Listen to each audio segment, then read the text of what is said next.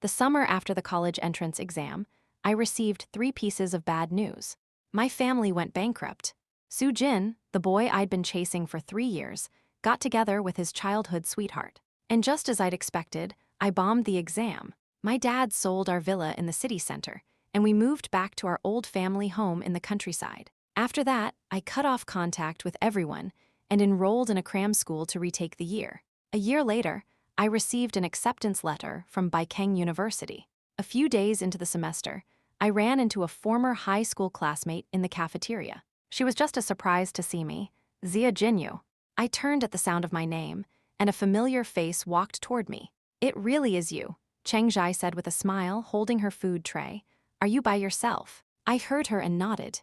She then turned and said something to 2 friends waiting in line beside her, before finding a spot to sit down with me. She was genuinely shocked to see me here. "I saw your side profile at first and couldn't believe it was you." Cheng Zhai had always been a social butterfly in high school, very cheerful and outgoing. It was just that back then, my world revolved around Soo-jin, so I hadn't interacted with her much. "By the way, what happened to you? You just disappeared. We couldn't even reach you for the graduation dinner." I gave a small smile. "My family went bankrupt, so we moved back to our hometown. My phone was stolen around that time, too." "What?" Cheng Zhai said I'd had it rough, then immediately pulled out her phone to add me on WeChat. After we finished eating, I was heading to the library, and Cheng Zhai walked with me. Several times, she opened her mouth to say something, only to close it again. I was curious what could make this girl so hesitant. "Why are you hemming and hawing?" Cheng Zhai scratched her head, smiling sheepishly. "You won't think I'm being nosy, will you? Have you been in touch with Soo-jin this past year?" Hearing his name, which once had the power to stir my emotions at any given moment, now felt like hearing about someone from a past life. "No. I actually think it's a real shame about you two. I used to ship you guys so hard." "No, not just me, the whole class did." Perhaps it was the earnest look on her face, but I couldn't help but laugh. "He didn't like me. You were shipping the wrong couple, my friend. If you'd shipped him with Song Yunyun from the class next door, that would have been a sweet story," I added silently. "No way. Do you know how godlike and aloof Soo-jin was back then? And so handsome. So many girls in school wanted to chase him, but none of them dared." She gestured wildly, her eyes shining. "But you dared. You'd call his name so sweetly every day, ask him to eat, wait for him after class. Wow, watching you two interact was my only source of fun during our senior year. To everyone else, he'd just give a cold or got it. But with you, there was always this sense of helpless indulgence. And whenever a teacher called on you, Soo-jin was always there to clean up your mess. It was the sweetest thing ever."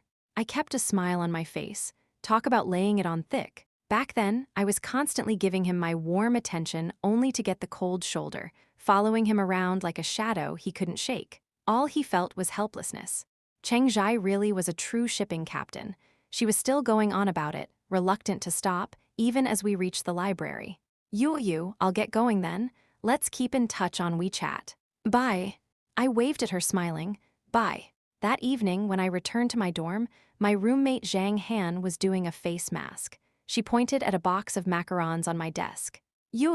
Someone who said she was a high school classmate of yours dropped these off for you."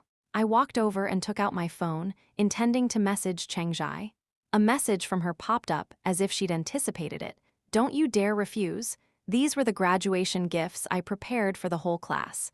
I'm just giving you yours today." After a moment's thought, I sent her a thank you sticker. The reply was almost instantaneous. Should I add you back to our high school WeChat group?" My hand froze over the screen. The boy's cool, handsome face flashed in my mind. It had been so long. He had a girlfriend now. There was nothing for me to be afraid of. "Okay." A few seconds after I sent the message, a notification showed that I had been added to a group chat. Immediately, a few people in the group started flooding it with questions and expressions of surprise. "Is that really Zia Jinyu?" The dorm room door opened, and my other roommate came back. She tossed her damp bag on the floor, complaining, "Why did this stupid weather have to start raining out of nowhere? Couldn't it have waited until I got back?" "Jinyu, I'm going to take a shower."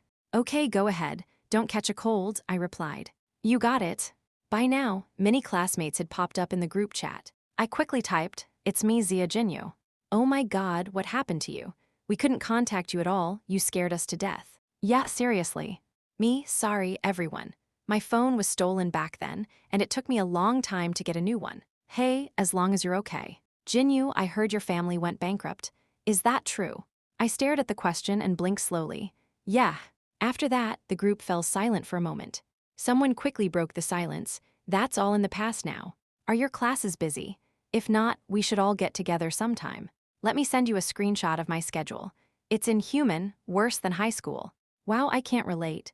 I have 2 days of class and 3 days off. I opened the group members list. Soo Jin's profile picture was still a Hello Kitty. A question suddenly popped into my head. Didn't Song Yunyuan make him change it? I don't know what possessed me, but I tapped on his profile. His Moments feed was empty. He probably set it to private for me, I thought. Yu, Zhang Han walked over, wrapped in a blanket. I flinched and quickly flipped my phone face down. Luckily, her attention was on the macarons, and she didn't notice my movement. Can I try one of these macarons? She smiled sheepishly. This brand is really good. I smiled and opened the box for her. Go ahead. As she ate, she said, by the way, Yu, are you free next Wednesday? Want to go to a volunteer event with me? I'm free, sure. Great, I'm heading to bed then. Thanks for the macarons, beautiful. When I picked up my phone again, the screen showed a notification. The user has accepted your friend request. It was Soo Jin. My eyes widened. Then a message came through from him. What's up? Oh crap. He probably thought I was trying to bother him again. I hesitated, wondering if I should tell him I'd tapped by mistake. On second thought, that seemed like a bad idea. Group ad. After typing that, I grabbed my clothes and went to take a shower. Whatever, he had a girlfriend now. What could I possibly be thinking? On the desk, my phone screen, which I hadn't locked, showed the typing indicator from him for a long while before a single word came through. Okay. Time flew by, and soon it was Wednesday. Zhang Han and I collected our volunteer vests and headed toward the basketball court. Zhang Han could barely contain her excitement. Ah, thank God we were quick enough. We finally snagged the most coveted volunteer gig. We get volunteer hours, and we get to see handsome guys. And this time, the other school is the University of Science and Technology next door. I looked at Zhang Han and narrowed my eyes. Giving up on your club president so soon? Of course not, I'm just spreading the love. We finally arrived at the huge basketball court, which was already filling up with people finding their spots. Zhang Han and I put on our vests, and she started looking around. Afraid your club president is here, I nudged her, teasing. She gazed toward the entrance of the court, then wagged a finger at me. Nope, I'm looking for handsome guys. Then, she grabbed me and turned my head toward a group of people walking in, all dressed in matching black and white basketball uniforms. When my eyes landed on the boy who stood out from the crowd like a crane among chickens, my pupils dilated, and my heart began to race uncontrollably. At the same time, I heard Zhang Han's excited voice in my ear. See that guy in the middle with the raspberry red hair? Isn't he gorgeous? I'm telling you, he's definitely their campus prince, drop dead handsome. After all this time, I never thought I would run into Soo Jin here, nor did I ever imagine he would dye his hair such a bold color. I didn't dare to look at him as openly as Zhang Han did. I could only steal a few quick glances. He seemed to have changed, yet he also seemed the same. He had dyed his hair and gotten an ear piercing, but his eyes and expression were as cold as ever. But when my gaze shifted down to the girl by his side, I completely lost the courage to look at him again. The girl was Song Yunyuan. She was wearing a simple white dress, quietly following Soo Jin. Hey, Zhang Han nudged me. Is that girl his girlfriend? I've heard people from the university next door say there's a girl who's always with Soo Jin. It must be her. Zhang Han pouted. She is really pretty though. Then she changed her tune. But you're still prettier, Yu. At that moment, I deeply regretted agreeing to volunteer with Zhang Han. Not only were we positioned right across from them, but our bright red volunteer vests were also incredibly conspicuous. When I didn't answer, Zhang Han got even more animated. That girl is beautiful like a lotus flower emerging from the water, but you have this bold, radiant kind of beauty. The first time I saw you and your figure, I was practically drooling. More and more people were arriving, and the two of us volunteers were just standing there. Zhang Han, completely unrestrained, was getting more and more excited. Girl, if you keep talking, we're going to get reported. I helplessly pushed down her hand as she tried to put it on me. Then, Zhang Han started giving me a look. At first, I didn't know what she meant, until Sheng Chengfeng came jogging toward us. He pursed his lips and smiled at me. Jinyu, Are you volunteering here? Zhang Han had disappeared at some point, leaving me alone in the awkward situation. I nodded in response. Sheng Changfeng had been pursuing me since the start of the semester, even though I had clearly told him I wasn't interested. He just did as he pleased. I saw a shadow of my former self in him, and I think I finally understood what a nuisance I must have been to Su Jin back then. Well, wait for me after the game, and we can get dinner together, okay? Before I could refuse, Sheng Changfeng smiled and ran back to his team. My mouth hung open as I speechlessly watched him leave. Zhang Han, who had reappeared out of nowhere, said in a sing-song voice, "You know, I think Sheng Changfeng is pretty great. Such a persistent young man." Meeting my murderous glare, she quickly zipped her lips. I hung my head in resignation, trying to figure out how to get through this long day. Zhang Han leaned in close to my ear again. "Hey, do you know that handsome guy from the Science and Tech University? Why has he been staring at you this whole time?" Hearing that, my heart skipped a beat, and I quickly looked up. Su Jin was sitting in his seat, leaning back slightly. His face was expressionless, but his upturned, peach blossom eyes held a storm. "Don't tell me he's fallen for you too." Zhang Han gasped, covering her mouth. I was genuinely scared of what she might say next, so I quickly covered her mouth with my hand. "Don't talk nonsense. He has a girlfriend." "MMMPH?" She blinked, her words muffled as they escaped through my fingers. "His girlfriend isn't as pretty as you." A whistle blew, and the game officially began. Su Jin's red hair was particularly striking on the court. Combined with his superb dribbling and passing skills, he drew endless screams from the girls in the stands. My gaze inadvertently drifted to Song Yunyuan across the court, holding a water bottle. The girl's eyes were overflowing with adoration, sparkling like stars. Watching her, I couldn't help but remember a friendly basketball game between our school and the one across the street. As soon as school let out, I dragged my desk mate at the time, and we rushed to save seats, carrying the water I had prepared for him. As the crowd grew, my desk mate and I secretly congratulated ourselves on our cleverness. Su Jin back then was just like he was now, the center of everyone's attention. I clutched the water bottle, waiting for him to look over so I could wave. My desk mate couldn't stand my expectant look any longer. "I'll save your spot. Go say hi to him." Overjoyed, I put the water down. But before I could take a step, I saw Song Yunyuan walk toward Su Jin with a bottle of water and a brilliant smile. The players had their own designated seating area. I stood frozen, watching as Song Yunyuan naturally sat down in Su Jin's spot. A sharp whistle pulled me back to the present. I looked at the court in a daze, seeing a group of people crowded around something. Song Yunyuan also rushed over anxiously. I don't know when it happened, but suddenly Su Jin was being helped to his feet and brought right in front of me. Song Yunyuan was beside him. When she saw me, her expression froze and her mouth fell open in surprise. Su Jin was panting, his face flushed and covered in sweat. He bit his lip, his dark eyes fixed on me. One of the players said, "Excuse me, can you take us to the infirmary?" I nodded. The moment I turned, I don't know if it was my imagination, but Su Jin seemed to glance at me with a look of grievance before his eyes dropped dejectedly. The infirmary wasn't far from the basketball court, only a 2-minute walk. Song Yunyuan and I stood outside. She smiled faintly. "Have we met before?" "I don't think so." I lied without batting an eye. I glanced inside, then heard her say to me, "Thank you for your trouble. I can take it from here. You can go." "Okay." I answered so readily that a flash of surprise crossed her face. By the time the basketball game ended, it was almost dark. Having been on our feet all day, Zhang Han and I just got takeout from the cafeteria and ate in our dorm. Oh God, even with all the eye candy, I'm still exhausted. Zhang Han collapsed into her chair as soon as she got back and turned on the air conditioner. I had just opened my food when my phone rang. I glanced at it. It was an unsaved number. I immediately declined the call. The next second, it rang again. I chewed my food, thinking it was probably the same number. I answered it, but the other end was silent. Cursing them for being a psycho, I hung up. Zhang Han asked, "Who was that? Why didn't you answer?" "I don't know." I picked up, but no one said anything. Probably one of those scammers collecting voice recordings.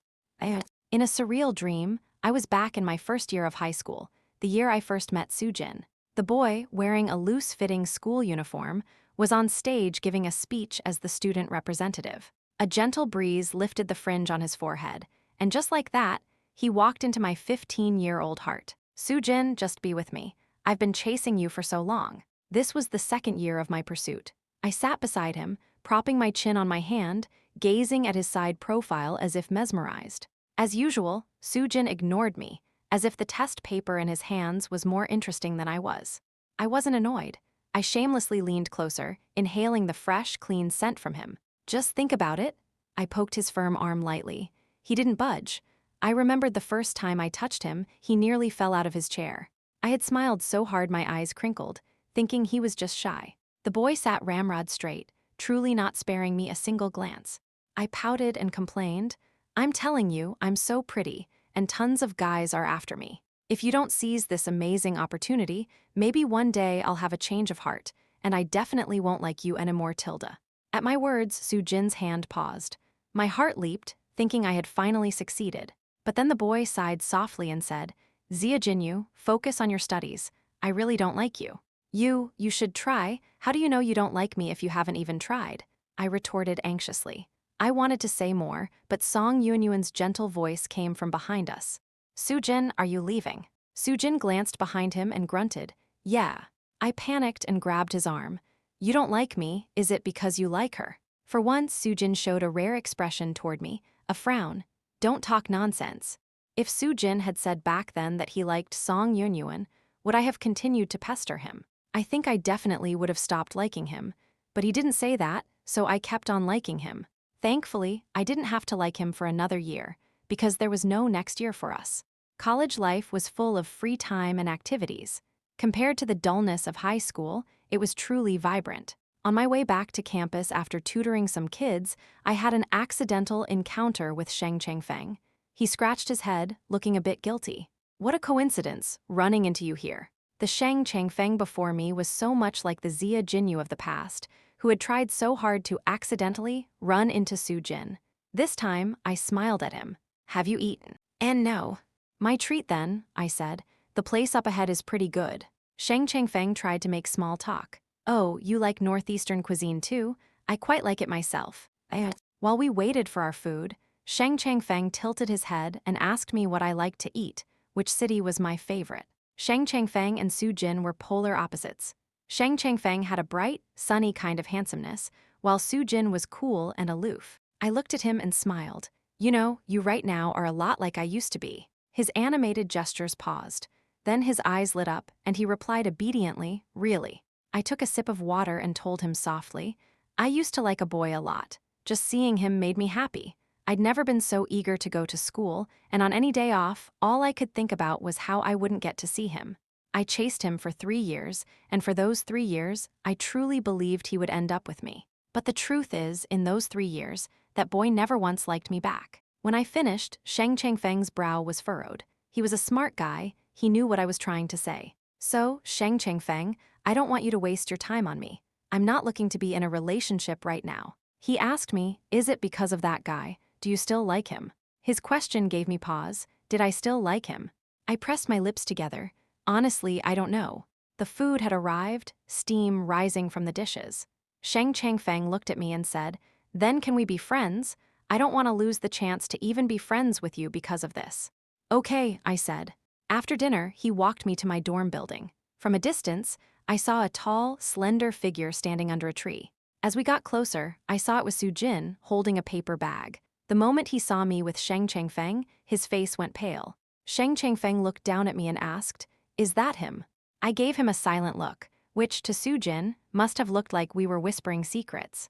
I told him to go on ahead. Soo-jin strode forward to block my path, his voice laced with a panic he himself didn't expect. Where were you two?" He didn't dare ask what our relationship was, afraid of hearing an answer he didn't want. If a classmate or a friend had asked me, I would have said, "We went to dinner." So that's what I told him now. We went to dinner. Soo-jin's eyes stung. He had hoped I would snap back at him, "What's it to you?" At least that would prove I still cared. "For you." His throat felt tight, his voice hoarse. "I remember you used to love the desserts from this place." I forced a smile and shook my head. "I don't like them anymore. They're too sweet." "Is it the desserts you don't like?" he asked. "Or is it me you don't like anymore?"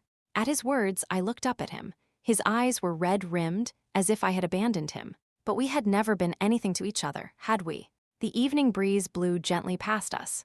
Students came and went, and a few couples lingered downstairs, cuddling, reluctant to part. I don't like either anymore, I said softly. Soo-jin reached for me, his body trembling. Is it because I was too cold to you before?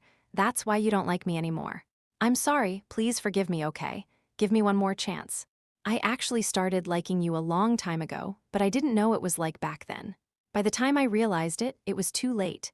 You had cut off contact with everyone. I went to your house, I asked our homeroom teacher, I asked every classmate who knew you, but they all said they didn't know where you went. Tears fell from his eyes, his gaze filled with despair. I couldn't find you, Zia Jinyu. Hearing him say he liked me, I didn't know what to feel. Was I happy? Not really, I just felt a little sad.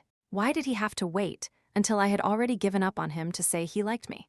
I pulled my hand from his grasp and took a step back, my own eyes stinging. Don't come looking for me again. He opened his mouth, looking down at me, his peach blossom eyes misty and utterly pitiful. Finally, he lowered his head and stepped aside to let me pass.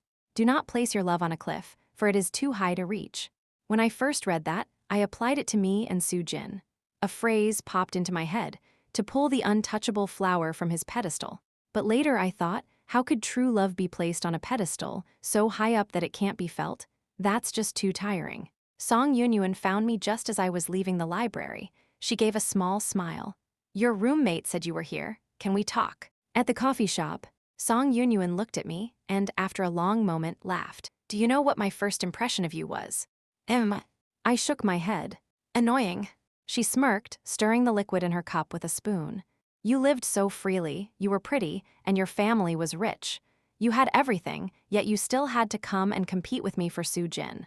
My parents favored my brother over me, so Soo-jin's mother raised me in her home. I fell in love with Soo-jin the first time I saw him. I carefully hid that love in my heart, not daring to show even a hint of it. But you could so openly express your love for him. Her hand tightened unconsciously. Why? Her smile turned bleak. I really hated you. You were confident and I was insecure. And in the end, even Soo-jin fell for you. I thought that moment's post would make you give up on him for good. You had already lost contact, so why did you have to show up here again? I listened quietly as she spoke. She looked down, her voice thick with emotion. I thought you had won him over with time, so I thought if I just did the same as you, stayed by his side, accompanied him, I would definitely be with him. But it didn't happen. After he started university and lost touch with you, he became even more withdrawn. Besides classes and basketball, he poured all his energy into the lab. No matter how hard I tried, he never gave me any response. She said, Zia Jinyu, do you think I'm a clown too? I said, you like him, you pursue him. That's all it is, nothing more. She laughed until she cried. I couldn't tell how many emotions were hidden in her tears. When we paid and left, she said, Soo-jin, he really, really likes you. I glanced down at her and walked out of the coffee shop. Soo-jin, who had been leaning against the wall a second before, immediately walked over, a nervous look on his face. What did she say to you? Ever since that last time, Soo-jin had started following me around. Whenever he didn't have class, he would come find me. I turned my head to look at the boy in front of me. He was wearing the sleeveless t-shirt I liked, his muscles firm and smooth. His current expression was exactly like a friend's little puppy dog. After I started university, I haven't had contact with any other girls, I swear. Except for the senior girls in the lab, but that's for academics. Then he pointed to his flamboyant red hair. I told you last time, my roommate forced me to diet. I suddenly remembered what Song Yunyun had told me. I asked him, if it hadn't been me chasing you for 3 years, if some other girl had chased you for 3 years, would you have liked her too? At my words, Soo-jin's breath hitched. He reached out and touched my hand, then held it tight. I don't know, but before you, and after you, many other girls pursued me. I always rejected them directly, without giving them any chance. He saw me frown and quickly added, the first time we met, you told me you liked me, and I didn't reject you. I thought back to our first meeting. After the opening ceremony, I dragged my friend through the crowd to find him. Many girls were pretending to walk by just to be near him. He was standing under a tree, waiting for his friend. I immediately went up to him and introduced myself with a wide smile. Hi there, classmate. My name is Zia Jinyu. Zia as in summer, Jin as in, Jinyu's Jin, and Yue as in, Jinyu's Yue. He had his hands in his pockets, a hint of impatience in his eyes, and didn't say a word. My love-struck brain at the time just thought, he's so cool. You should remember my name. We'll be seeing a lot of each other. Soo-jin. I persisted, my eyes crinkling into a smile. Listen up, I like you and I'm going to pursue you. After saying that, I immediately ran away. Well, there's the truth. It wasn't that he didn't reject me, it was that I didn't give him a chance to. I didn't want to talk to him anymore and turned to leave. Hey, are you angry? He quickly followed, saying, can you tell me what I did wrong? If you don't tell me, I won't know how to change. If you tell me, I'll definitely change. Everyone said the ice prince of the University of Science and Technology was completely tamed by a freshman girl from next door. He had to report in before doing experiments. He would pester the girl to go out with him, and they had to eat together every day. In our senior year, Zhang Han asked me, so when are you two getting married? Su Jin, who had come over to help me move some things, happened to overhear. He smiled at Zhang Han and said, it should be very soon. We'll send you an invitation. You got it. In the car, Su Jin leaned over me, his tone dissatisfied. When are you going to take me home to meet my future in-laws? I'll take you when I take you. I smiled at him. 3-year observation period. I was really wrong. If I could go back to high school, I'd kick myself a few times. Serves me right for being so arrogant. Su Jin pointed at himself, acting it out vividly. He made me laugh. His eyes darkened, and he cupped my face and kissed me. I'm going to your house tomorrow with all my assets to propose. In his junior year, Su Jin started a game company with a friend. He provided the capital, and his friend provided the technical skills. The company gradually grew. That day at my house, he and my dad went outside. When they came back, my dad was very happy and said our families should meet sometime. I tilted my head at him. You've got some moves. Of course, my father-in-law is very satisfied with me. He whispered near my ear, a little smugly. Our wedding was set for September. Su Jin stood on the stage, his eyes filled with joy and tears as he looked at me. Holding my father's hand, dressed in a pure white wedding gown, I married the boy I had set my heart on at 16. Epilogue 10. When did Zia Jinyu stop sending me messages? When did the silent nights stop being filled with her cheerful voice messages? By the time I noticed, I had run to her house, only to find it empty. I stood blankly at the door. The familiar sight of her home made my heart clench. I asked all her close friends, but they all said they didn't know where she had gone. As a last resort, I asked our homeroom teacher. The teacher told me she hadn't done well on the exam, but didn't know where she was going to retake the year. The last message on our WeChat chat was one I had sent her. I like you. For the entire summer, it was as if she had vanished into thin air, cutting off contact with everyone. She was really gone, just like that, detached from my world. I had never imagined what life would be like without Zia Jinyu, because deep down, I always believed she would keep liking me, keep being with me. But I had overlooked the fact that Zia Jinyu was beautiful and had a sunny personality. With or without me, she would live a good life. The first snow of my freshman year of university came especially early. I remembered she was always afraid of the cold, but loved to play in the snow. During a heavy snow in our senior year, right after an exam, I was walking down the stairs. In the open space in front of the Confucius statue, many students were gathered, building snowmen. I searched the crowd for Zia Jinyu's figure. Finally, at a corner, the girl suddenly jumped out, looking up at me with starlit eyes and a smile. Did I scare you? In that moment, I had a sudden urge to pull her into my arms. To this day, my eyes turn red with regret for why I was so cold to her back then. The vast white snow covered the earth, pure and magnificent. Zia Jinyu, I miss you again. I don't even know when I started to fall for Zia Jinyu. At first, I was truly resistant to her barging into my life under the guise of pursuing me. She seemed to have boundless energy every day, curious about everything, like a little doll. In our first year of high school, we weren't in the same class or even the same building. After she came to find me the first time, she quickly became familiar with the route. Whenever I was writing and my desk mate hadn't left yet, she would obediently find an empty seat and sit down. She was pretty and could chat with anyone. Back then, I didn't even know where the anger came from. As soon as she sat down, the boys in front would wait for her to talk to them. I shoved my books into my bag, stood up with a bit too much noise, and walked out. The next second, she immediately chased after me. Su Jin, why are you leaving so early today? My tone wasn't very good. What, am I leaving too early? Is it getting in the way of you talking to other people? After I said it, I regretted it. Was my attitude too harsh? But then she broke into a wide grin, her eyes curving into crescents. She leaned in and asked, "Are you jealous? You like me, so you don't like me talking to other people, right?" My steps faltered. I pursed my lips and didn't answer her. But if she liked me so much, why did she disappear on me? Zia Jinyu, do you miss me? A guy in my dorm made his girlfriend angry. After trying to appease her for a few days, he finally went and bleached his hair silver. The next day, they made up. Our other roommate asked him how he did it. He said smugly, "This silver hair stands out in a crowd. My girlfriend is nearsighted and has an astigmatism, and she hates wearing glasses. She always pretends to ignore me. HMPH, so I dyed my hair a brighter color so she can't ignore me." So that same day, I went and got my hair dyed raspberry red. I didn't know what I was thinking, but I wanted to seize every possible chance to make her see me. On the way back, I passed by an earring shop. I suddenly remembered her propping up her face, enviously looking at girls with pierced ears. But she was afraid of the pain and didn't dare to get them herself. As she thought about it, she reached out mischievously to pinch my ear. After I dodged, she said, "Soo-jin, you're so handsome, you'd look even better with an earring. Go get one, okay? I'll buy you earrings, you'll look so cool." At the time, I just thought she was being whimsical. Why would I ever get my ear pierced? Later, when I came out of the shop, my right ear was a little sore. "Zia Jinyu, I got the piercing. When are you going to buy me earrings?" I had imagined our reunion. Maybe she would run up and throw herself into my arms, or maybe she would have a boyfriend. But when she finally, truly appeared before me, she was talking and laughing with her friend, so vibrant and alive. But she only glanced at me once from across the crowd and never looked my way again. My heart twisted in pain, and another guy ran over to talk to her. What were they saying?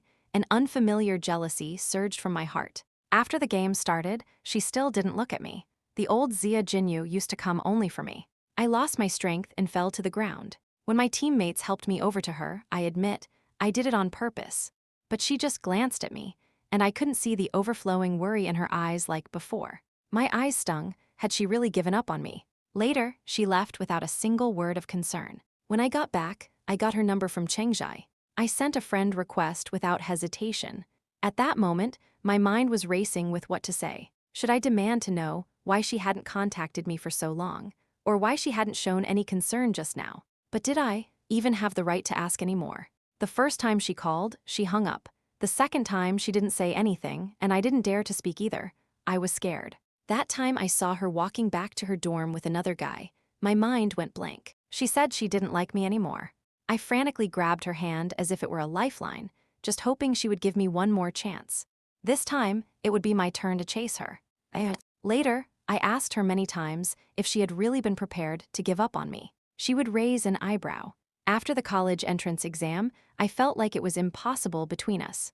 Lying beside me, fast asleep, I held her and kissed her again and again. Thank God, I found her again. The night before our wedding, I snuck over to see her. She smiled a little shyly.